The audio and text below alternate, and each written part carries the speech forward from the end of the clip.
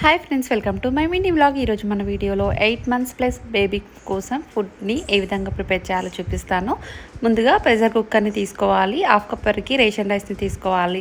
2 to 3 times వరకు బాగా నీట్గా కడిగేసుకోవాలి. ఇందులోకి 1 కప్ వరకు వాటర్ని వేసుకోవాలి. ఒక పొటాటో అలాగే క్యారెట్ని తీసుకొని ఈ విధంగా పైన తొక్కని తీసేసి చిన్న చిన్నగా పీసెస్గా కట్ చేసుకొని కుక్కర్లోకి వేసేసుకోవాలి. 1/2 టీ స్పూన్ వరకు జీలకర్ర, 1/2 టీ స్పూన్ వరకు పసుపు, సాల్ట్ని వేసుకోవాలి. మూత పెట్టుకొని మీడియం ఫ్లేమ్లో ఉడికించుకోవాలి.